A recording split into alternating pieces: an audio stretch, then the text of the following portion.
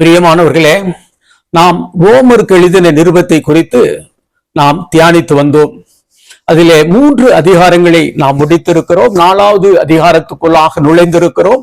அதில் 2 பகுதிகளை நாம் என்ன செய்திருக்கிறோம்? தியானித்து முடித்திருக்கிறோம். அது இறுதி பகுதியாக இந்த 3வது பகுதியை நாம் என்ன செய்ய போகிறோம்? இந்த நாளிலே தியானித்து அந்த 4வது அதிகாரத்தை நிறைவு செய்ய போகிறோம்.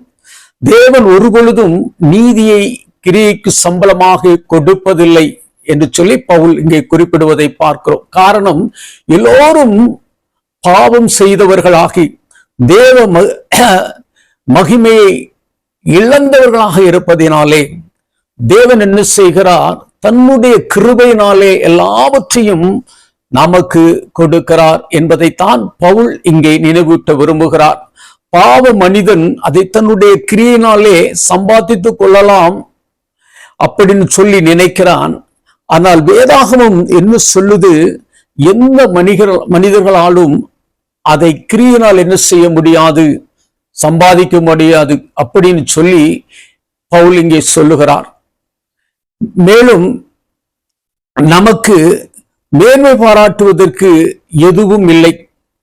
எல்லா காலத்திலும், புதிய ஏற்பாட்டு காலத்தில் மட்டுமல்ல, எல்லா காலத்திலும் தேவன் இப்படித்தான் நீதியை கொடுக்கிறார் என்பதை சொல்வதற்கு ஆபிரகாமை பவுல் ஒரு உதாரணமாக எடுத்து ஆபிரகாமுடைய வாழ்க்கையில் உள்ள சம்பவத்தை குறித்து இங்கே சொல்லுவதை பார்க்கிறோம்.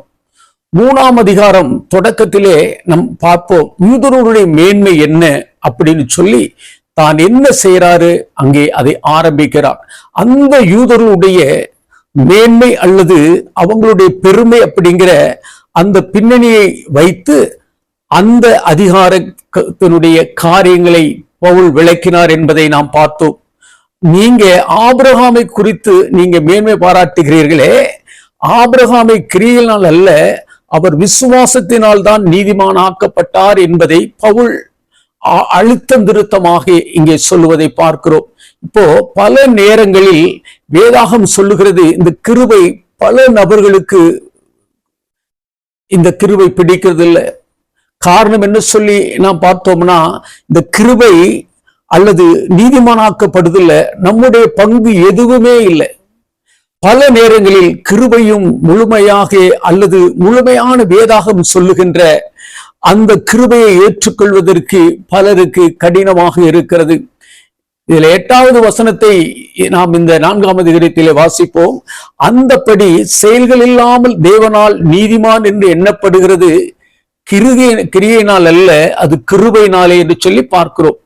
தேவனாலே நீதிமான் என்று எண்ணப்படுகிற மனிதனுடைய பாக்கியத்தை காண்பிப்பதற்காகவே எவர்களுடைய அக்கிரமங்கள் மன்னிக்கப்பட்டதோ, எவர்களுடைய பாவங்கள் மூடப்பட்டதோ அவர்கள் பாக்கியவான்கள் என்று சொல்லி பவுல் இந்த இடத்திலே சங்கீதம் 32:1 2 வசனங்களை தாவீது சொன்னது என்ன என்பதை இங்கே மேற்கோள் காட்ட விரும்புகிறார். சங்கீதத்தில் அவர் சொல்றாரு, எவனுடைய மீறுதல் மன்னிக்கப்பட்டதோ, எவனுடைய பாவம் மூடப்பட்டதோ அவன் பாக்கியவான், எவனுடைய அக்கிரமத்தை கர்த்தர் எண்ணாது இருக்கிறாரோ அவனுடைய ஆவியில் கபடமில்லாத இருக்கிறவன் அவன் பாக்கியவான். மீறுதல் மன்னிக்கப்பட வேண்டும், பாவம் மூடப்பட வேண்டும், அக்கிரமத்தை கர்த்தர் எண்ணாது இருக்க வேண்டும். அப்பத்தான் நாம் பாக்கியவான்களாக ஆக முடியும். இயேசு கிறிஸ்து அதைத்தான் சிலுவையில் என்ன செய்தார்? கிறிஸ்துடைய பரிசுத்த இரத்தம் அதைத்தான் செய்தது. கிறிஸ்துவை விசுவாசிக்கிறவருடைய மீறுதல்கள் மன்னிக்கப்படுகிறது, அவங்களுடைய பாவம் மூடப்படுகிறது, அவருடைய அக்கிரமத்தை கர்த்தர் எண்ணாது இருக்கிறார்.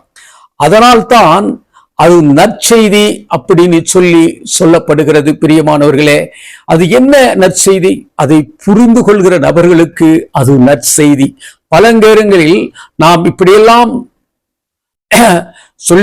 சொல்லிட்டாங்கன்னு அப்போ மக்கள் துணிந்து என்ன செய்வாங்க? பாவம் செய்வாங்களே அப்படிங்கிற ஒரு பெரிய ஒரு பிரச்சனை இருக்கிறது. துணிந்து பாவம் பண்ணுவாங்கன்னு சொல்வது பலர் அப்படியெல்லாம் பண்ண மாட்டாங்க என்று வேதம் சொல்லுகிறது. ஒருத்தர் உண்மையிலே ரட்சிக்கப்பட்டு இருப்பாரானால், சரியான விதத்தில் தேவனுடைய அன்பை புரிந்து கொண்டிருப்பாரானால், அப்படிப்பட்ட ரட்சிப்புக்கு உடையவர்கள் என்ன செய்ய மாட்டாங்க? மீண்டும் பாவம் செய்ய மாட்டாங்க. ரட்சிக்கப்பட்டவர்களாக தங்களை கருதுவாங்க தவிர அவங்க உண்மையிலே பாவம் செய்ய மாட்டாங்க. அப்படி பாவம் செய்வர்களாக இருந்தால் அவர்கள் என்ன செய்யப்படல? ரட்சிக்கப்படவில்லை என்பதுதான் பொருள். எவனுடைய அக்கிரமத்தை தேவன் எண்ணாது இருக்கிறாரோ அவரிடத்தில் வரும் பொழுது, அப்பா இவ்வளவு பெரிய அக்கிரமத்தை தேவன் எனக்கு எண்ணாமல் போயிட்டார் அப்படின்னு சொல்லி என்ன செய்யறாரு? தொடர்ந்து ரொம்ப முக்கியமான ஒரு கேள்வியை முன்வைக்கிறார். 4ஆம் அதிகாரம் 9ஆம் வசனத்திலே, இந்த பாக்கியம் விருத்த சேதனம் உள்ளவனுக்கு மாத்திரம் வருமோ, விருத்த சேதனம் இல்லாதவனுக்கு வருமோ? இந்த பெரிய பாக்கியத்தை தேவன் மனுக்குலத்தை அத்தனைக்கும் கொடுத்திருக்கிறார் என்பதைத்தான் பவுல் இங்கே சுட்டிக்காட்ட விரும்புகிறார். அவனுடைய முன்னோர்களாகிய ஆபிரகாம் விசுவாசத்தினால் தான் நீதிமானாக்கப்பட்டார் அப்படிங்கிற ஒரு தெளிவை பவுல் இங்கே சொல்ல விரும்புகிறார். அது எது தெரியுமா? ஆபிரகாம் விசுவாசத்தினாலே நீதிமானாக்கப்பட்ட போது விருத்த சேதனம் பெற்றவராக இருந்தாரா, விருத்த சேதனம் பெறாதவராக இருந்தாரா என்கிற அந்த கேள்வியை நம் முன்வைக்கிறார். ஆபிரகாம் விசுவாசத்தினாலே நீதிமானாக்கப்பட்ட போது அவன் விருத்த சேதனம் பெற்றிருக்கவில்லை. அப்படிங்கிற உண்மையை பவுல் இங்கே நிரூபித்து காட்டுவதற்கு ஆதியாகமத்தில் இருக்கிற காரியங்களை இங்கே சுட்டி காட்டுகிறார். பாருங்கள், நீதிமானாக்கப்பட்ட சம்பவத்தை நாம் ஆதியாகமம் 15ஆம் அதிகாரத்திலே வாசிக்கிறோம். ஆபிரகாம் அவருடைய சந்ததிகளும் விருத்த சேதனம் பண்ணிக்கணுங்கிற ஒரு சட்டத்தை 17ஆவது அதிகாரத்தில் தான் என்ன செய்யறாரு? ஆண்டவர் சொல்றாரு. அதுக்கப்புறம் ஆண்டவர் என்ன செய்யறாரு? அந்த கட்டளையை அவர் கொடுக்கிறார். மேலும் விருத்த சேதனம் இல்லாத காலத்தில் அவன் விருத்த சேதத்தினாலே அடைந்த நீதிக்கு புத்திரையாக விருத்த சேதனமாகிய அடையாளத்தை பெற்றான். விருத்த சேதனம் இல்லாதவர்களாக விசுவாசிக்கிற யாவருக்கும் நீதியாக எண்ணப்படும் பொருட்டு நம்முடைய தகப்பனாகிய ஆபிரகாம் விருத்த சேதனம் இல்லாத காலத்தில் அடைந்த விசுவாசம் ஆகிய அடிச்சுவடுகளில் நடக்கிறவராக இருக்கிறவர்களுக்கு அவன் தகப்பனாக இருக்கிறான் என்று பவுல் இங்கே சுட்டி காட்டுகிறான். பின் நாட்களிலே இஸ்ரவேலர்கள் அல்லது யூதர்கள் என்று அழைக்கப்பட போகிற மக்கள் மட்டுமல்ல என்பதற்கான அடையாளம், அந்த அடையாளத்துக்காகத்தான் இதை செய்தார் என்று சொல்லி ஆபிரகாம் விருத்த சேதனம் அப்படிங்கிற ஒரு அடையாளத்தை பெற்றார் என்பதை பவுல் இங்கே நினைவூட்ட விரும்புகிறார். யூதர் அல்லாத இரு திறப்பினரும் இந்த வண்ணமாகவே தான் தேவன் என்ன செய்கிறார்? நீதி அருளுகிறார். அப்படி என்று பவுல் இந்த இடத்திலே அவங்களுக்கு தெளிவுபடுத்துவதற்காக ஆதியாகமம் இந்த 13ஆம் வசனத்தை இங்கே சுட்டி காட்ட விரும்புகிறார். நீதிமான் ஆபிரகாமுக்காவது அவன் சந்ததிக்காவது நியாய பிரமாணத்தினாலே கிடைக்காமல் விசுவாசத்தினாலே வரும் நீதியினால் கிடைத்தது என்ற அந்த செய்தியை இங்கே சொல்ல பவுல் விரும்புகிறார். 2 முக்கியமான சாரம்சங்களை சுட்டி காட்டுகிற பழைய ஏற்பாட்டை நாம் கவனமாக கத்துக்க வேண்டும். அப்படிங்கிறதுக்கான முக்கியமான காரணம் இதுதான். பவுல் இதுல இருக்கிற எல்லா ஆர்குமெண்டையுமே, எல்லா விவாதங்களும் எங்கிருந்து எடுத்து வைக்கிறார் என்று பார்த்தால் பழைய ஏற்பாட்டில் இருந்துதான் அவர் எடுத்து வைக்கிறார். ஆதியாகமம் 12:1-3 வசனங்களை நோக்கி, நீ உன் தேசத்தையும் உன் இனத்தையும் உன் தகப்பனையும் விட்டு புறப்பட்டு நான் உனக்கு காண்பிக்கும் தேசத்துக்கு போ, நான் உன்னை பெரிய ஜாதியாக்கி உன்னை ஆசீர்வதித்து உன் பெயரை பெருமைப்படுத்துவேன், நீ ஆசீர்வாதமாய் இருப்பாய், உன்னை ஆசீர்வதிக்கிறவர்களை நான் ஆசீர்வதிப்பேன், உன்னை சபிக்கிறவர்களின் சபிப்பேன், பூமியில் உள்ள வம்சங்கள் எல்லாம் உமக்குள் ஆசீர்வதிக்கப்படும் என்று சொல்லி அங்கே பார்க்கிறோம். பூமியில் உள்ள வம்சங்கள் எல்லாம் உனக்குள் ஆசீர்வதிக்கப்படும். அதைத்தான் பவுல் உலகத்தை சுதந்திரிப்பான் என்கிற வார்த்தையை இந்த இடத்துல என்ன செய்கிறார்? சொல்லுகிறார். தேவன் ஆபிரகாமுக்கு கொடுத்த வாக்குத்தத்தம் ஒரு குறிப்பிட்ட நிலப்பகுதியை மட்டும் சார்ந்த மக்களுக்கானதல்ல. தேவன் கொடுத்த வாக்குத்தத்தம் எங்களுக்கு மட்டும்தான் என்று யாரும் சொல்ல முடியாது. அது இந்த முழு உலகத்திற்கும் எல்லோருக்கும் ஆனது. பிரியமானவர்களே, நியாய பிரமாணம் இல்லாவிட்டால் மீறுதல் இல்லை, ஆதலால் சுதந்திரமானது கிருபையினாலே உண்டாயிருக்கும்படிக்கு அது விசுவாசத்தினாலே வருகிறது.